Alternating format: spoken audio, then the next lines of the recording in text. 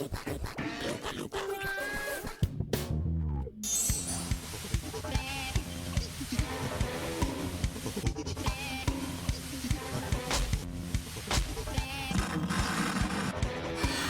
morning, Starshine.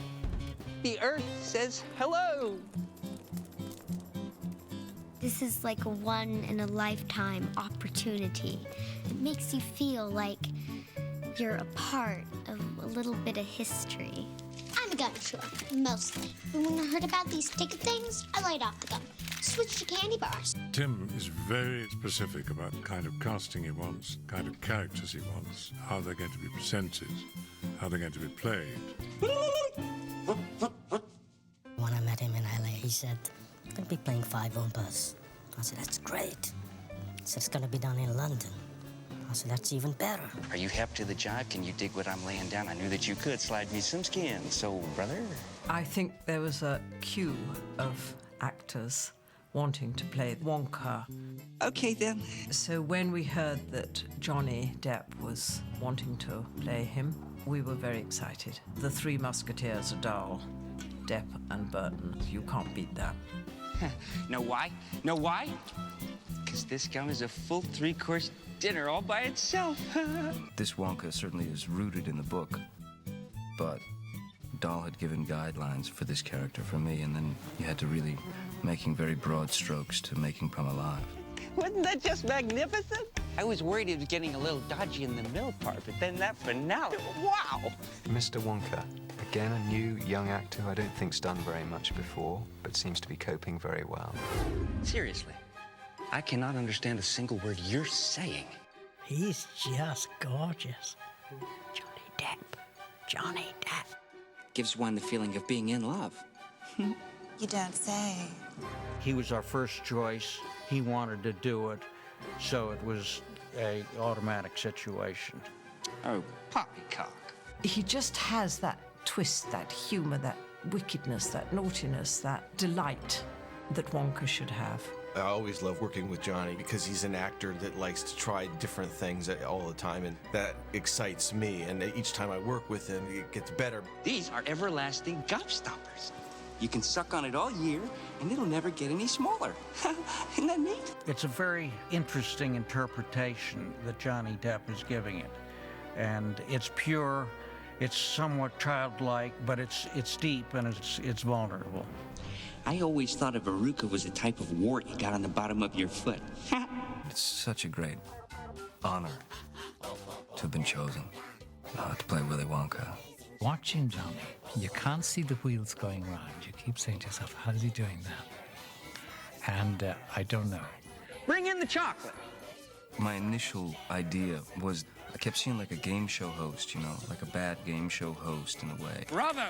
Well done. And that led me to the idea of like a children's show host. Tim and I got together and we were talking about it, and it's like, really great thing is a local children's show host, a guy who certainly puts on a face every day. By the way, no other factory in the world. You already said that. As a kid, you didn't question it, but then as you got older, you kind of go like, that guy was really weird, you know? So we sort of got into that kind of thinking about those kind of people that stay in your subconscious somehow. Now, everyone enjoy yourselves, but just don't touch anything, okay? Oh, Dad! I found it! The last golden ticket! It's mine! We've been very fortunate cast-wise. We have some extraordinary actors, but no one more extraordinary, in my opinion, than Freddie Highmore, who is a gifted actor way beyond his years. I worked with Johnny Depp before in Finding Neverland, and I was quite sad when I left the set because I didn't think I'd see him again. But then I'm doing Charlie in the Chocolate Factory again with him now, and that's really amazing. I was really happy when I got the part. Not only did he look the part, but you could just tell he's an amazing person and got a real gravity to him, a simple but very deep emotional depth. There was just no question about it. Up and Out? What kind of a room is that? Hold on. You know, just a really nice kid, and I don't think you can sort of fake that sort of stuff too much. He never misses a trick. He's never stuck for a word. And he knows the character inside out, and he has enormous sincerity. I wouldn't give up my family for anything. not for all the chocolate in the world. My impression is he's a very modest, very naturally talented boy who seems to get into Charlie's skin so much that we forget whether he's Freddie and whether he's Charlie, you know. I think he's just got this natural way of being Charlie. Because I'm a winner. I hate chocolate. Well, it's a good thing you're going to a chocolate factory, you ungrateful little butt. So I look and I find the golden ticket. Dort haben die einfach mal ein Casting gemacht, bei einer Agentin. Einfach so. Mal so aus Gag irgendwie. Und da hat er gesehen, dass für mich würde ein Film in Frage kommen. Da muss ich zu mehreren Castings wieder gehen und dann blieb ich halt als letzter übrig. I was very lucky. I think most of the time, when the right one walked in, just sort of knew it. Die! Die! Die! Doesn't seem like they stay kids very long. Jordan Fry seems to just be able to do it. The trick to remembering your lines is look over your lines at the beginning of the day, then either review them or don't worry about it. You know, we all get a little tired at the end of the day, but Jordan kind of gets more energized as the day goes on. His graph is doing that while we're kind of doing that, so we complement each other. It's good. I don't care who those other four are. That kid, it's gonna be me. Oh, she'll do anything to win, anything, and it's fun to play a mean person. Tim told me a story about casting her that she had said, you know, when she walked in the room, Tim, I'm a people person. And he said he knew right away that this is Violet Beauregard. The karate is so much fun. I did 1 month of training. I'm punching all these guys and flipping them and kicking them, but I'm still chewing the gum. It's really fun. Well, you do seem confident, and confidence is key. It's incredible to watch her and to watch all the kids sort of playing around, especially the two girls, Julia Winter and Anna Sophia. They go around playing these little games, and then they go and they get on camera, and then they're just so professional and so there. Let's be friends. Best friends. I think they chose me for this part because I have the evil spirit inside me. But I want an Oompa Loompa. I decided to base her a little bit on my sister.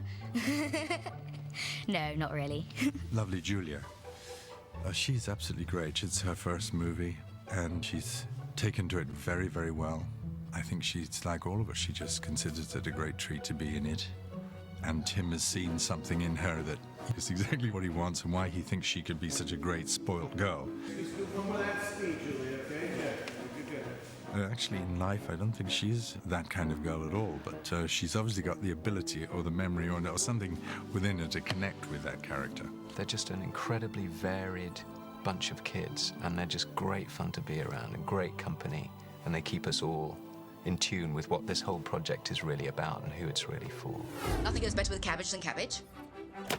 Part of me did think, like, oh, I want to be in it, you know, not in a sort of like, but just because you hear so much about it, and because being virtually married to the director, you know, I'm living it absolutely in more ways than one. We should do a rehearsal because I want to make sure that you come in the right time and stuff before the food. Let's do that. I love the fact that she's defined by being a mother, because that's kind of what I've done in the last year. And plus, I just wanted to be part of this big adventure. When David Kelly walked in, I just thought, well, that's it.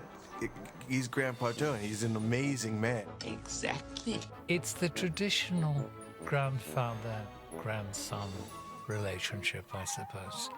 You and I are going to have one more fling. To me, David Kelly's performance of Grandpa Joe is just outstanding. It's perfect casting. Perfect casting. But they're all perfectly cast. I used to work for him, you know. You did? I did. He did. He did. I love grapes. What film would have, you know, grandparents as leading actors, you know? It's just Dahl's originality. He sees the spectrum of age, each person in their own world as being valuable. Their faces are amazing. They're all so full of life on screen. It's a whole sort of map and landscape of their life, and it's all there. I was quite lucky to have Helena and Noah, because when you see them and you see Freddie and you see the grandparents, they do look like a family unit, and that was really important to me. I thought he was great at first, but then he didn't turn out so nice. He also has a funny haircut. I do not. I think there's something wonderful about two people who finally meet, pass the test, and win the prize. And I think all children long to be that person. I think you're onto something, though, Charlie. They all had fun with it, and that makes a big difference to me, to have that kind of energy and those kind of people on the set. They really did bring something to it.